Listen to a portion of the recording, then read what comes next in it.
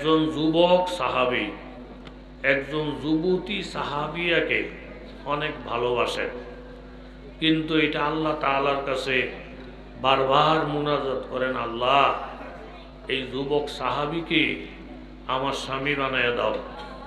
যুবক সাহাবীও আল্লাহর কাছে দোয়া করে, হে আল্লাহ এই যুবতী সাহাবিয়াকে আমার বিবি বানায় দাও।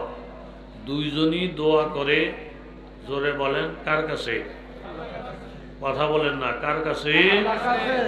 পালতা হাই बीजको मिट्टी की तारीकी में कौन दरियाओं के मौजू से उठाता है सहाब, किसने लाया खींच कर पश्चिम से बातें साजेगार, खाक ये किसकी है किसका है ये नूरी आफताब, जहाँ तूफानों में फौज सफीना डगमगाता है, यही कदरी खुदा ना खुदा मालूम होती है।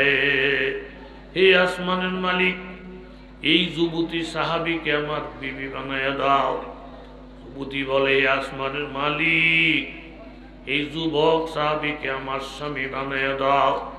একজন আরেকজনকে পছন্দ করেন একমাত্র দিনের খাতিরে, ইমানের খাতিরে, কলমার খাতিরে।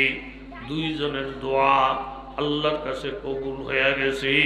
আজকে দুইজনের বিবাহর তারিখ। উভয় পক্ষের আত্মীয় স্বজন বিবাহের মধ্যে হাজির। বিবাহ শাদী শেষ, ইজাব কবুল শেষ, বাসরঘর বাকি।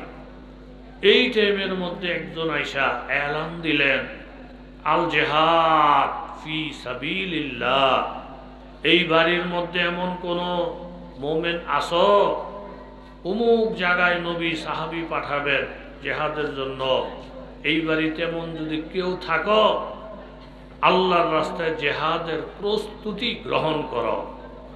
কথাটা শোনার সাথে সাথে স্বামী বিবিকে বললেন কানে কানে, বিবি বিবাহ শাদী আল্লাহর মর্জি হয়ে গেছে, আমি তোমার পাগল, তুমি আমার পাগল, জেহাদের ডাক আসে, যদি আমাকে অনুমতি দাও আমি জেহাদে যাইতে পারি। বিবি বললেন, মুসলমান মার খাবে, পুরান অপমান হবে, আমি স্বামীকে নিয়ে আনন্দ ফুর্তি করব, এই শিক্ষা আমাকে আল্লাহ আল্লাহর রসুল দেয় নাই। জোরে বলেন ঠিক কিনা? ঠিক আছে, তুমি জেহাদে যাও, আমি দোয়া করি, তুমি আমার সাথে আমিন আমিন বলো। বিবি দোয়া করে, আল্লাহ স্বামীকে জেহাদে পাঠাইতেছি, তলোয়ারের মধ্যে পাওয়ার বাড়িয়ে দাও, কাফেরদেরকে খণ্ড বিখণ্ড করে দাও, আমার স্বামীকে গাজী বানাইয়া বিজয়ের বেশে আমার কাছে পৌঁছাইয়া দাও। মুখতাসর দোয়া করে স্বামীকে ছেড়ে দিলেন, জেহাদের ময়দানে চলে গেলেন। স্বামী এমনভাবে জেহাদ করলেন, এক পর্যায়ে আমার আল্লাহ তাআলা মুসলমানদেরকে বিজয়ের পতাকা উড়াইয়া মুসলমান যখন মদিনায় চলে আসে, আল্লাহর নবী ওই যুবক সাহাবীকে বললেন, ওয়ালি জাউজিকা আলাইকা হাক্কা, ও যুবক তোমার বিবির প্রতি তোমার যথেষ্ট হক আছে। তুমি কত বড় কোরবানি করেছ, বাসর ঘর রেখে ঈমান ইসলামের জন্য জেহাদে চলে আসছ। এখন আমি নবীর পরামর্শ, তুমি বাড়িতে চলে যাও, বিবির হক আদায় করো। জেহাদ করে যেমন ফরজ, জেহাদ করে যেমন ইবাদত, এরকম বিবির হুকুম আদায় করা, বিবির ফরজ আদায় করা, এইটাও একটা ইবাদত। জোরে বলেন ঠিক কিনা? চলে আসেন শ্বশুর বাড়িতে, দরজা জানালা বন্ধ। এই সময়টা প্রত্যেকটা মানুষের জন্য একটা আনন্দের সময়। বাসর ঘর প্রত্যেকটা মানুষের জীবনে স্মরণীয় একটা রাতেরই, ধনী হোক আর গরিব হোক, দরজা জানালা বন্ধ, আনন্দ আনন্দ ভাব। যেই যুবক যুবতীর জন্য পাগল, যেই যুবতী যুবকের জন্য পাগল, দুইজনের মোলাকাত হবে আজকে রাত্রেই। হঠাৎ করে স্বামী বিবিকে বললেন, দেখো গো বিবি, আজকের থেকে আমাদের দাম্পত্য জীবন আরম্ভ হবে। তোমার সাথে আমার জীবনের আজকেই প্রথম রাত্রি। তুমি যদি আমাকে অনুমতি দাও, তোমার সাথে দাম্পত্য জীবন শুরু করার আগে আমি আল্লাহ পাকের দরবারে 2টা রাকাত শুকরিয়ার নামাজ পড়া তারপরে তোমার সাথে জীবন যাপন আরম্ভ করব। আমি জানি তুমি আমার জন্য পাগল। 2 রাকাত নামাজ পড়ব ছোট্ট ছোট্ট সূরা দিয়া, এতে তুমি আমাকে পারমিশন দাও। কথাটা শুই না বিবিও বললেন, স্বামী গো আমার, আপনার কথা শুনে আমার কলিজা ঠান্ডা হয়ে গেছে। আমারও দিলের ভিতরে এমনই একটা আকাঙ্ক্ষা, আমাদের জীবন শুরু হবে দুইজনই আল্লাহর কাছ থেকে দোয়া মুনাজাত কইরা দাম্পত্য জীবন শুরু করলে এই জীবনটা অনেক সুখী হবে। জোরে বলেন ঠিক কিনা? সাহায্য করব, জোরে বলেন কে? আল্লাহ। ঠিক আছে বিবি, তুমি এখানে 2 রাকাত নামাজের নিয়ত করো। সূরা কেরাত লম্বা করো না, লম্বা করলে আমার ধৈর্য ধরতে কষ্ট। আমিও যদি লম্বা করি তোমার ধৈর্য ধরতে কষ্ট। সংক্ষেপে সংক্ষেপে তুমি 2 রাকাত পড়ো, আমিও 2 রাকাত পড়ি। কথাবার্তা ফাইনাল কইরা স্বামী নামাজের নিয়ত বেঁধে সূরা কেরাত যখন আরম্ভ করলেন, বিসমিল্লাহির রহমানির রহিম পড়া সূরা ফাতিহা পড়লেন। সূরা ফাতিহা পড়া আরেকটা সূরা যখন আরম্ভ করলেন, সূরা কেরাত আরম্ভ কইরা নামাজের প্রেমের মধ্যে পড়া, মাবুদের প্রেমের মধ্যে পড়া নামাজের মজা যখন পাইয়া গেলেন, সূরা কেরাতের মজা যখন পাইয়া গেলেন, নামাজের মধু যখন অন্তরে ঢুকাইয়া গেলেন, এই নামাজের মজা পাইয়া 1 সূরার পরে আবার আরেক সূরা আরম্ভ, ওই সূরা শেষ, আরেক সূরা আরম্ভ, ওই সূরা শেষ, আরেক সূরা আরম্ভ। আমার আল্লাহর প্রেমের মজা পাইয়া বিবির কথা মনে নাই, বাসর ঘরের কথা মনে নাই। এইভাবে নামাজ পড়তে পড়তে বাবা 2য় রাকাতের মধ্যে গিয়া যখন সিজদায় গেলেন, সিজদার মধ্যে গিয়া যখন কাঁদতেছেন, হঠাৎ করে শোনা যায় মসজিদে নববীর থেকে ফজরের আজান শোনা যাইতেছি। সাথে সাথে স্বামী নিজে নিজে লজ্জিত হয়ে গেল, আল্লাহ গো, বিবি না জানি কত কষ্ট পাইছে গো আল্লাহ। সারাটা রাত্রি আজকে একটা বাসর ঘর, বারবার না জানি বিবি সুখী মারে চাইছি, আমার স্বামীর নামাজ এখনো শেষ হয় না। বিবি না জানি কত রাগ করছি, মনে মনে আমাকে না জানি কত গালি গালাজ করছি। আল্লাহ গো, বিবির কাছে কেমনে মুখটা দেখাবো? নামাজের মজা পাইয়া, সূরা কেরাতের মজা পাইয়া বিবির কথা ভুলে গেছি। সিজদার থেকে মাথাটা উঠাইয়া চোখের পানিগুলা কোনো রকমে মুইসা আস্তে আস্তে বিবির রুমে গেছি। বিবির রুমে গিয়া দেখে এখনো বিবির নামাজ শেষ হয় নাই। বিবিরেও সিজদার হালাতে কান্নারত অবস্থায় দেখা যায়। সুবহানাল্লাহ বলতেন না? আর একটু জোরে বলেন, আরো একটু জোরে বলেন সুবহানাল্লাহ। দেখে বলেন, বিবি গো আমার, সিজদা থেকে মাথা উঠাও, ফজরের আজান শোনা যায়। সাথে সাথে বিবি সিজদা থেকে মাথা উঠাইয়া স্বামীর পায়ে পড়ে গেলেন, স্বামী আপনি আমাকে মাফ করে দেন। সারাটা রাত্রি না জানি আমার অপেক্ষায় আপনার কত কষ্ট হয়েছি। আল্লাহর কসম খাইয়া বলতেছি গো স্বামী, নামাজের মজা পাইয়া, রুকু সিজদার মজা পাইয়া আপনার কথা ভুলে গেছি। স্বামী বললেন, আল্লাহর শুকর, যেই নামাজের মজা পাইয়া স্বামীর কথা মনে নাই, ওই নামাজের মজা পাইয়া আমারও বিবির কথা মনে নাই। এই কথাটাই আমার আল্লাহ তাআলা কুরআনুল কারীমের মধ্যে বলেন। খাঁটি মুমিনের জন্য আল্লাহ তাআলা খাঁটি মুমিনাত মিলিয়ে দেয়, খবিসের জন্য আল্লাহ খবিস মিলিয়ে দেয়। নামাজের মধ্যে যেই ভালোবাসাটা, এটা একমাত্র আল্লাহর নবীর সোহবতের বরকতে হইছি। জোরে বলেন ঠিক কিনা? রাবিয়া বসরি নাম শুনছেন না আপনারা? পুরুষ না মেয়ে লোক? কথা কর, পুরুষ লোক না মেয়ে লোক? বহুত বড় একজন আল্লাহর ওলি। ঘটনাক্রমে রাত্রি রাবিয়া বসরির ঘরে চোর ঢুকছে চুরি করার জন্য। ঢুকে দেখেছে না, এটা কোনো জমিদারের বাড়ি না, এটা কোনো পয়সাওয়ালার বাড়ি না, একটা গরিব মানুষের বাড়ি। ঢুকে দেখে উনিও ঘুমায় না, উনিও সেজদার মধ্যে ফইরা কার কাছে জানি কান্নাকাটি করতেছে। চোর দেখে মনটা খারাপ, বড় লোকের বাড়িতে আসতাম কিছু পাইতাম, আইলাম তো এমন লোকের বাড়িতে কিছুই তো নেই, কিছুই তো নেই।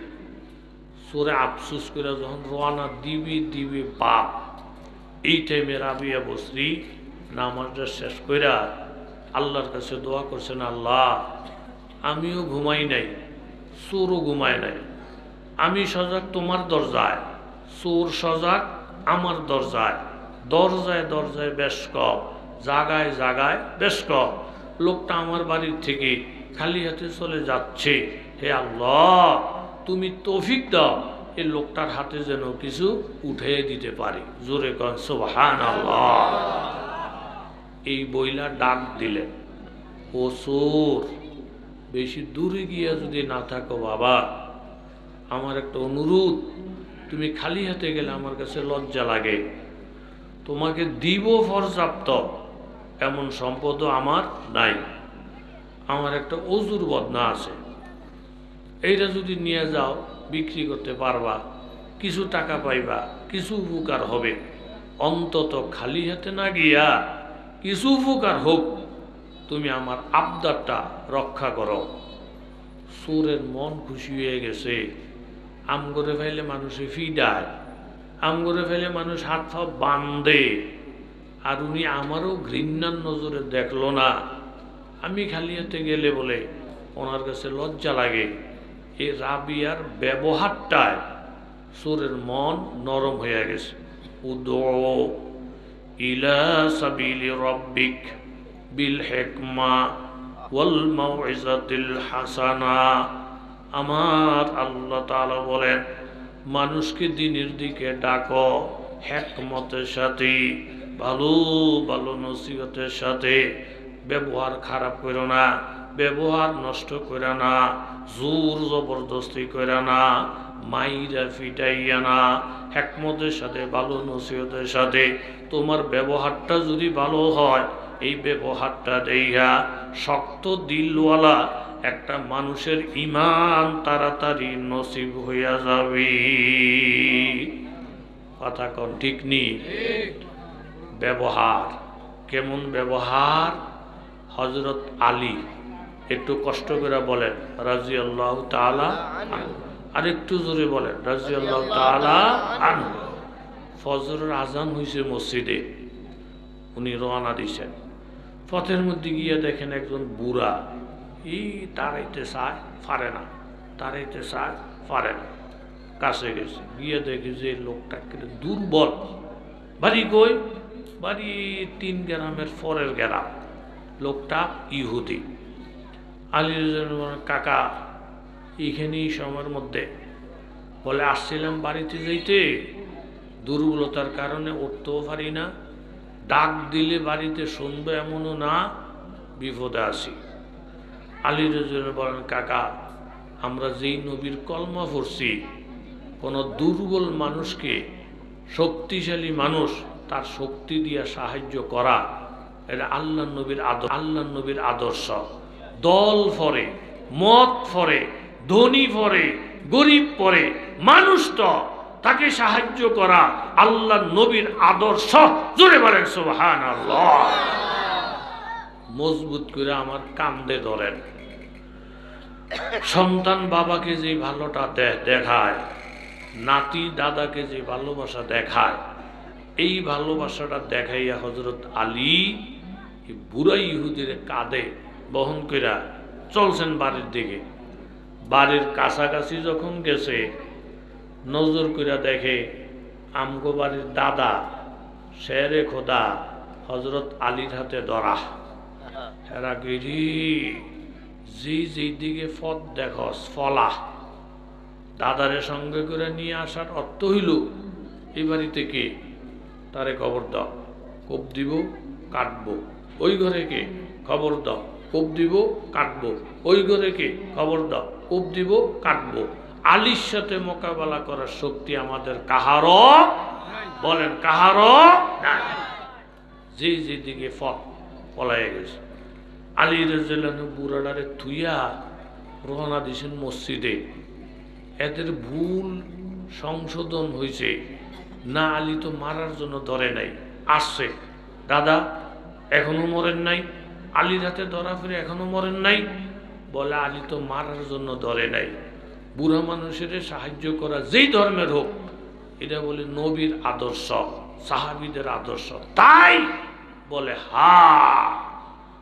হাল্লা জয় মুমেন কি নয়শান নয়ার, হাল্লা জয় মুমেন কি নয়শান নয়ার, गुफ्तार में रफ्तार में अल्लाह की बुरहान, कहारी व गफ्फारी वो कुद्दूसी व जबरूत, ये चार अनासर हो तो बनता ही मुसलमान।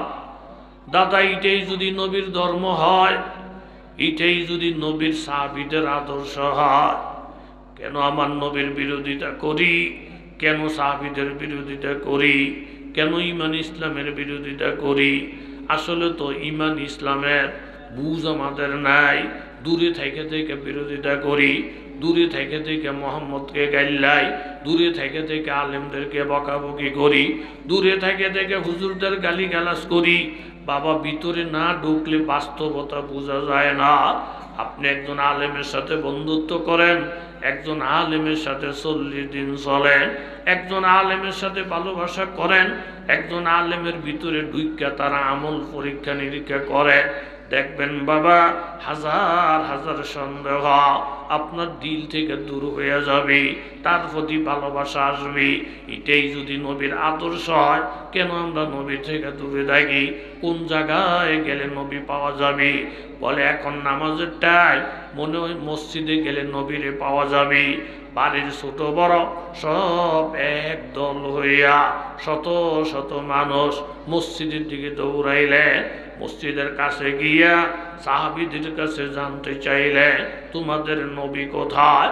সাহাবীরা বললেন আমাদের নবী কোথায় এটা আঙ্গুল দিয়া দেখানোর প্রয়োজন হয় না।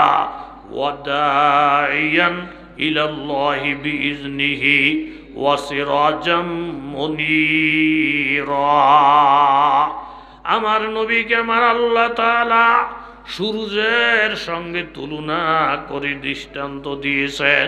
অন্য যত নবী আছে সমস্ত নবীর হইল নক্ষত্রের মতো, লক্ষ লক্ষ নক্ষত্র আকাশের মধ্যে জ্বলি, নক্ষত্রের দ্বারা যথেষ্ট হয় না।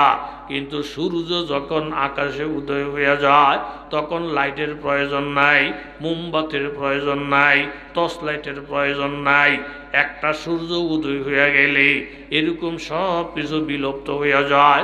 আমার আল্লাহ তাআলা বলেন আমার নবীর নবুয়ত যখন শুরু হবে অন্য কোনো নবীর নবুয়ত চলবে না। जहाँ तक है रुबूबियत खुदा की, जहाँ तक है रुबूबियत खुदा की, वहाँ तक है नबुवत मुस्तफा की। একটা সূর্য উদয় হয়ে গেলে যেমন অন্য কোনো নক্ষত্রের প্রয়োজন হয় না, আমার নবীর নবুয়তের পরে গোলাম আহমদ কাদিয়ানীর নবুয়তের প্রয়োজন হয় না। কিয়ামত পর্যন্ত আমার নবীর নবুয়ত চলবে। কেউ যদি আমার নবীর এগেইনস্টে নবুয়তের দাবি করে সেই মিথ্যাবাদী, সেই কাফের। তারে যারা সমর্থন করবে তারাও কাফের। জোরে বলেন ঠিক কিনা? মাশাআল্লাহ, একটা তাকবীর দেন দেখি, নারায়ে তাকবীর।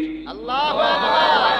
ছোট্ট হয়ে গেছে আওয়াজ, আরো জোরে নারায়ে তাকবীর, নারায়ে তাকবীর। এই যে নুরানি চেহারাওয়ালা উনি আমাদের নবী। হাজার হাজার গ্রামবাসী গিয়া নবীর পায়ে পড়ে গেলেন, ইয়া রাসূলুল্লাহ, আপনার সাহাবী হযরত আলী, ওনার একটা আখলাক দেখা, ওনার সুন্দর একটা আমল দেখা আমাদের দিল পরিবর্তন হয়ে গেছে। এই মুহূর্তে আপনি আমাদের সকলকে কলমা পড়াইয়া মুসলমান বানাইয়া দেন। হযরত আলীর এক আমল দেখা শত শত মানুষ কলমা পড়তে বাধ্য হয়ে যায়। এটার নামই হইল হিকমত ইখলাস। জোরে বলেন ঠিক কিনা? রাবিয়া বসরি সুরের সাথে ব্যবহারটা ভালো দেখাইছে না খারাপ? ভালো কথা কন। এই যে এত বড় সিগারেট লইয়া উঠছে গাড়িতে, সাসা হস কইরাইছে, এর মধ্যে বাংলা হরস না বসছি তো তুই বেড়া, এখানে যে গাড়ির মধ্যে লেখা আছে ধূমপান নিষেধ, ধূমপান করস কা, বেড়া শিক্ষিত মানুষের একটা দম খাইয়া মুতে এলনের জোগাড়। হ্যাঁ সাসা বাপের সমান বয়স, বালাগুড়া কথাগুলি সিগারেট এমনি ফালাই দিতাম, ব্যাককল নিয়ে আমদানি কানানি এত কথা কইলেন, লেখাপড়া করি না। তা আপনি যখন বেশি লেখাপড়া করছেন, তা আপনি আমার যে বলতেছেন লেখা আছে ধূমপান নিষেধ, ওই যে আরেকটা লাইন আছে পড়েন, এইখানে লেখা আছে অভিযোগ থাকলে ড্রাইভারকে জানান। অভিযোগ থাকলে কারে জানান? ড্রাইভারকে। আপনি আমার লোকে বদর বদর বদর বদর না কইরা, অভিযোগ যেহেতু আমার লোক কথা নাই, ড্রাইভারের লোক কথা কর। কথা ঠিক, বেড়ারে থুইয়া গেছে ড্রাইভারকে, এই ড্রাইভার অভিযোগ আছে, গাড়ি সাইড কর। ড্রাইভারকে এক লাইন ফরেন আর এক লাইন ফরেন না, অভিযোগ আছে গাড়ি সাইড করমু। আপনি দেখেন না আমার মাথার উপরে লেখা গাড়ি চলন্ত অবস্থায় ড্রাইভারের সাথে কথা বলার নিষেধ। ওই হেন গিয়ে বসে থাকেন, আমও গেছে সালাও গেছে। ভালো ব্যবহারের বিকল্প নাই, কথা জোরে বলেন ঠিক কি না? হযরতে রাবিয়া বসরির ব্যবহার দেখে সোরার মন নরম হয়ে গেছি। রাবিয়া বসরি আমাকে বদনা নিতে বলে, আমি আল্লাহর ওলির বদনাটাই নেব। বরকতের মালিক জুরি বলেন কেরা। বদনা রাতের মধ্যে নিয়া সুর রানা দিবে দিবে ভাব। এই টাইমে রাবিয়া বসরি বললেন, দেখো রে বাবা, বদনার ভিতরে পানি আছে, ওযুর জন্য আমি পানিটা রাখছি। তুমি যদি পানিটা বহন কইরা বাড়ি পর্যন্ত নিয়ে যাও, তোমার তো বাড়িতে পানির কোনো অভাব নাই। আবার বোঝা মনে কইরা পানিটা যদি ফালাইয়ে দাও, এটাও তো আল্লাহ পাকের একটা নেয়ামত। দেখেন কত হিকমত করে কথা বলি। এই জন্য আমি রাবিয়া বসরির ইচ্ছা, বদনার পানিটা ফালাইয়া না দিয়া, এই বদনার পানিটা দিয়া গভীর রাত্রি আমার আল্লাহর জন্য, জীবনের জন্য একবারের মতো হইল এই পানিটা দিয়া ওযু বানাইয়া ফেল। জোরে কান সুবহানাল্লাহ। সালেহাতু সঙ্গে বুদি দিল খরাস, সালেহাতু সঙ্গে বুদি দিল খরাস, আজমুদা এক জমানা খাক বাস, জুশমি আই জু দরিয়া রহমকা, ইবির সদ সালাহু ফখরি আউলিয়া। আসছিল চুরি করতে, এখন বলতেছে ওযু করতে। চুর মনে মনে ভাবছি অলির কথার বিরোধিতা করব না। ওযুটা বানাইলেন, ওযুটা বানাইয়া রওনা দিবে দিবে ভাব।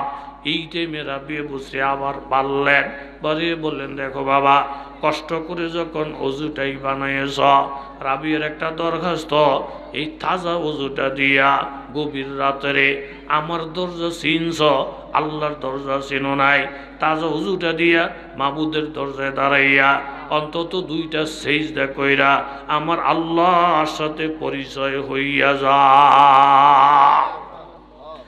সাথে সাথে বলির কথাটা শুই না, সুর নামাজে দাঁড়াইয়া গেছে রে। এলেম নাই, কালাম নাই, বিদ্যা নাই, বুদ্ধি নাই, অলির কথা শুই না।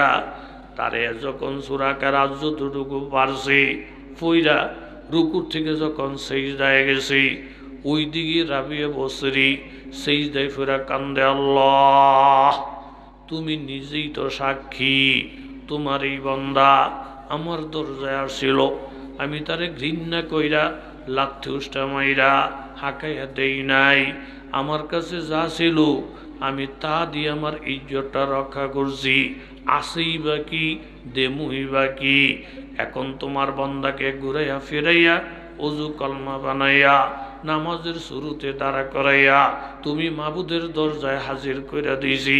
আমি রাবিয়ার দরখাস্ত, এই গভীর রাত্রের ফকির কি তুমি আল্লাহ খালি হাতে ফিরাইয়া দিও না। রাবিয়ার দোয়া চলছি, আসমান থেকে এলহামি আওয়াজ, ও রাবিয়া বসরি সিজদা থেকে মাথা উঠাও, আমার বান্দাকে সুসংবাদ দিয়ে দাও, অলির কথা সই না, অজু কলমা বানাইয়া আমি মাবুদের দরজায় আইসা বান্দায় যখন সিজদায় পড়ে গেছি, আমি আল্লাহ তার গত জীবনের সব গুনাহ মাফ কইরা একজন অলির দফতরে তার নামটা লিখে দিছি। রিজিকের জন্য পেরেশান হওয়া লাগবে না। এই রাস্তা যদি আর না সারে মরণ পর্যন্ত সম্মানের রিজিকের ব্যবস্থা আমি আল্লাহ নিজেই করে দিলাম। জোরে কোন সুবহানাল্লাহ। এই জন্য বাবা রাত্র গভীর তো, বেশি লম্বার দিকে যাব না, সংক্ষেপ কথা হইল আল মারউ মা মান আহাব্বা, যে যাকে ভালোবাসবে তার সাথে তার হাসর হবে। কথা জোরে বলেন, ঠিক নি? দারুল উলুম দেওবন্দ মাদ্রাসার নাম শুনছেন নি? এই ছোট ছোট বাবার আমার দিকে চাও, দারুল উলুম দেওবন্দ মাদ্রাসার নাম শুনছ? এই দারুল উলুম দেওবন্দ মাদ্রাসার পাশে একজন সাধারণ নিরীহ লোক, ওনার কাজ ছিল এক বস্তা ঘাস কাটত, কাইটা এটাকে 1 টাকা বিক্রি করতেন। এই 1 টাকা 8 আনা পয়সা নিজের জন্য, 4 আনা পয়সা ওনার এক বিধবা বোনের জন্য, আর থাকে কত? জোরে কর। এই 4 আনা জমাইয়া জমাইয়া ফাঁকশাক কইরা দারুল উলুম দেওবন্দের এক এক ওস্তাদদেরকে নিয়া নিয়া খানা খাওয়াইতেন। শিব্বির আহমদ উসমানী রহমতুল্লাহ আলী বলতেন যে ওই ঘাসওয়ালা যে মাঝে মধ্যে ফাঁক কইরা খানা ফাটায়, এর খানাটা আমাকে মনে করে খাওয়ায়ও। বলে হুজুর কি খাওয়ার মান অনেক ভালো? বলে মান হইল পরে, ঘাসওয়ালার বাড়ির খানা একবার খাইলে আমি শিব্বির আহমদ ওসমানী 40 দিন পর্যন্ত আমার কলবের মধ্যে আমলের নূর চমকাইতে দেখি। জোরে কোন আল্লাহু আকবার। তেলে খানাটা অর্ধেক নিজে, অর্ধেক বিধবা বোন, 4 আনা, আর 4 আনা বরাদ্দ আলেমের জন্য। বলে 4 আনা বরাদ্দ আলেমের জন্য। এই সিস্টেমে একদিন এক বস্তা ঘাস কাইটা রাস্তার ধারে রইছে একজন বড় লোক, যেই বেটা টেলিফোন করলে ডিসিএসপি জি স্যার জি স্যার জি স্যার করে, এরকম বড় লোক। হ্যাঁ নজর পড়ছে গাছের দিকে। কামলা দেখো, এই কামলা এই সুন্দর গাছ লয়ে মুন্সিরা দাঁড়াই রইছে। কাশলো আমার গরু আছে, গাভী আছে। জিজ্ঞাসা করছে, কয় গাছ তো মাগনা দেওয়া যাবে না, গাছের দাম 1 টাকা, 1 টাকা দিবেন গাছ পাইবেন। বড় লোক টাকা পয়সা হইল পরে, আগে গাছ ল, বাড়ির দিকে রওনা দে। এখন গাছের বস্তাটা হুজুরের মাথার মধ্যে উঠাইয়া দিয়া বড় লোক পিছে পিছে হাঁটে। হঠাৎ নজর কইরা দেখি এই হুজুর তো যেমন তেমন হুজুর না, গাছের বস্তাটা ওনার মাথার থেকে 1 হাত পরিমাণ উঁচু হইয়া থাকে, যেন জাতাটা মাথাত পইরা ওনার কষ্ট না হয়। জোরে কন সুবহানাল্লাহ। আজ জো গুনাহগার হো আয় খালেকে আকবর, আজ জো गुनाहगार हो आए खालिक अकबर, दिन रात ये करता हो दुआ हाथ उठाकर। আসল রাজা বাদশা কেডা সে এখনো বুঝে নাই। গাছের বস্তাটা রাইখা হুজুর যখন বলছেন বাবা আমার টাকাটা দেন, টাকাটা চাওয়ার সাথে সাথে পিস্তলটা বাহির করছি। এরম এক বস্তার টাকা মানুষ আম করে দেয় বিপদ আপদে আমাদেরকে কাজে লাগানোর জন্য। আর তুই কত বড় কলিজা, এক বস্তা ঘাস দিয়া আমার কাছে টাকা চাও। কথা বাড়াবাড়ি করলে পিস্তল দিয়া কলিজাটা ফুটা করে ফেলবো। ধমকটা যখন দিছি তখন হুজুরে বুঝতে পারছে এই বেটার সাথে কথা বলে আমার লাভ নাই, এই বেটারে সোজা করতে পারে এমন একজন জাত আসমানের মধ্যে জোরে বলেন আছে না নাই? এই বেটা তোর থেকে টাকা কেমনে আদায় করন লাগে এটা আমার ভালো করে জানা আছে। তার সাথে কথা না বার্তা না সোজা গিয়া আপনাকে কষ্ট হয়নি? কষ্ট হয়নি? আচ্ছা, সোজা গিয়ে ক্ষেতের আইলের মধ্যে বইছে, বইয়া বলছে আল্লাহ আল্লাহ তার খাইচ্ছত খারাপ, তে আমার হুমকি দে, তে আমার বন্দুক দেহায়, তে আমার টেহা দিত না। এই টেহা তো একলা আমি খাই না, অর্ধেক আমি খাই সাইরানা বিধবা বোনের জন্য, সাইরানা আলেমের জন্য। আমার ইনকাম যদি হালাল, আমার বন্টনের সুরত যদি সুন্দর হয়, আল্লাহ আপনার কাছে আমি বিচার দিলাম তার কান্ডা দইরা টেহাটা আদায় কইরা আমারে যদি আপনি না দেন, আমি যে বসলাম এখান থেকে আমি আর উঠবো না। আল্লাহু আকবার, আল্লাহু আকবার। আনায়ন্দার জন্য আব্দি বি, আল্লাহর যে যেরকম ধারণা করে আল্লাহ তার সাথে এমন ব্যবহার, বলেন তেমন ব্যবহার করে। এলাকার ফোলাফান্ডি তো অনেক ভালো, এরকম ছোটো ছোটো ফোলাফাইন মনোযোগ দিয়ে বয়ান শোনে। আমি এই জায়গাতে প্রথম দেখলাম আল্লাহ প্রত্যেকটা তরুণ যুবকের ওলি না বানাইয়া এখান থেকে বাড়িতে নিয়ে না। আরো জোরে বলেন। যার কাছে বলছে উনি পারবনি, কথা কন পারবনি, হুজুর আশা করে বই রইছে। ওই চোরের দল গাছগুলা ধুইয়া যখন গাভীর কাছে নিছে, গাভী গাছটি দেখা ফাঁসা দিয়ে আরেক মূল্যে দাঁড়াই রয়েছে। বাছুরটা দুধ খেতে আইছে, গাভী জানি কি কইছে কানে কানে, বাছুরও দুধ খায় না গাভীও ঘাস খায় না, বাছুরও দুধ খায় না গাভীও কন, বাছুরও দুধ খায় না গাভীও। তার আগে দৌড়ানি মারে, কামড়ে গিয়ে সার কই কি, কার কাছ থেকে ঘাস আনছেন? কয়টা মুন্সির থেকে আনছি।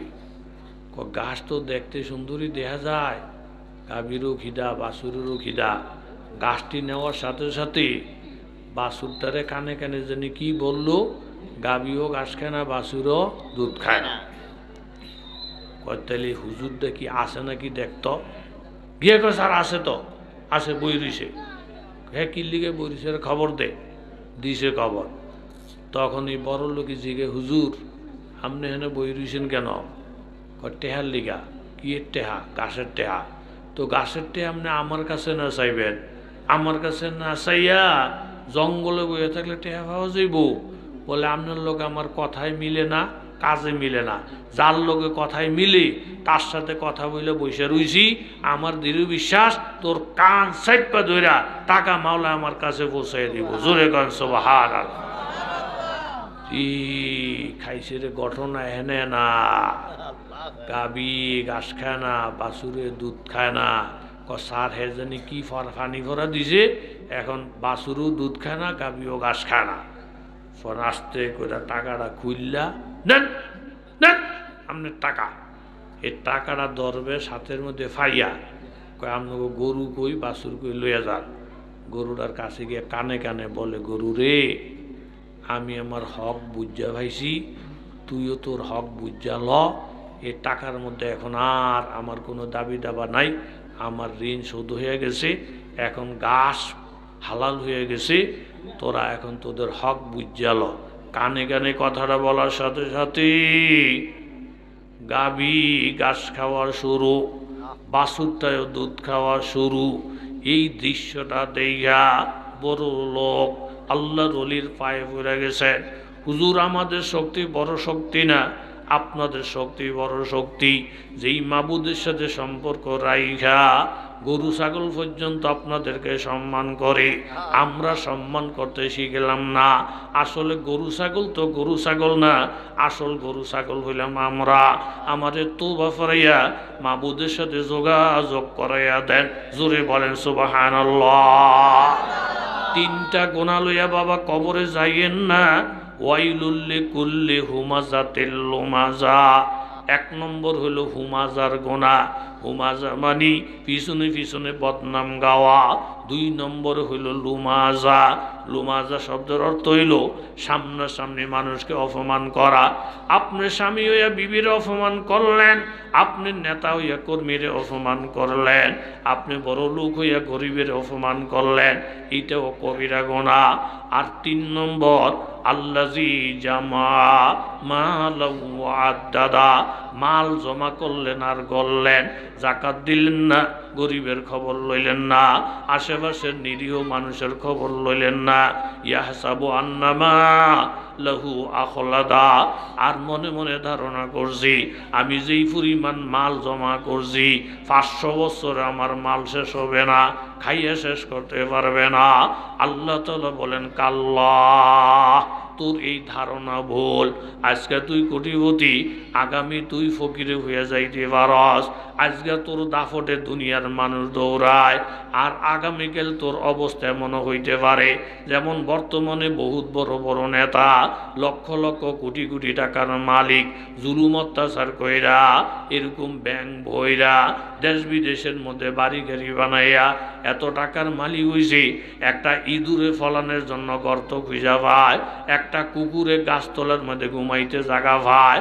আজকে ওই সমস্ত বড় বড় নেতারা ইঁদুরের মতন ফলানের গর্তও নাই, কুকুরের মতন ঘুমানোর জায়গাও নাই, যেখানে যায় সেখানে শুধু দৌড়ায়। জোরে বলেন ঠিক কিনা? যেরকম কাম হেমন হলো তোর প্রতিদান। কথা জোরে বলেন ঠিক কিনা? এই কথা বইল না, তোমার সম্পদ শেষ হবে না, তুমি সম্পদের হক আদায় করো। লাইয়ুম বাজান্না ফিল হুতামা, এই তিনটা অন্যায় লুয়ে যদি কবরে যাও, ঠিকানা হবে হুতামা নামের জাহান্নাম। ওমা আদরাকা মাল হুতামা, হুতামা কেমন জাহান্নাম জাননের বান্দা? নারুল্লাহিল মুকাদা, যেই জাহান্নামের আগুনের পাওয়ার অনেক বেশি। আল্লাতি তাত্তালিউ আলাল আফিদা, যেই আগুনে তোমার কলিজা সহ গুনাহ করে ফেলবে। আপনি বলতে পারেন হুজুর দুনিয়ার আগুনের মধ্যে ফালাইয়া দিলেও তো মানুষের কলিজা গুনাহ হয়ে যায়। বলে দুনিয়ার আগুনের মধ্যে ফালাইয়া দিলি তাই চামড়াটা ফোরার ফর মানুষে মারা যায়, গোশতের মধ্যে ধরার আগে মারা যায়, কলিজার মধ্যে ধরার আগে মারা যায়। কিন্তু জাহান্নামের আগুন এমন আগুন রে বাবা, এরকম কলিজাটা ধাউ ধাউ করে জ্বলবে কিন্তু মৃত্যু হবে না। ইন্নাহা আলাইহিম মুসাদা, এই তিনটা গুনাহ লয়ে যদি কবরে যাও, তোমাদের হাত পাগুলো মজবুত করে বানবে। ফি আমাদিম মুমাদ্দাদা, লম্বা লম্বা কুটির মধ্যে। এই আযাব থেকে এরকম ভাবে সহ্য করার ক্ষমতা আপনারও নাই, আমারও নাই। জোরে বলেন ঠিক কিনা?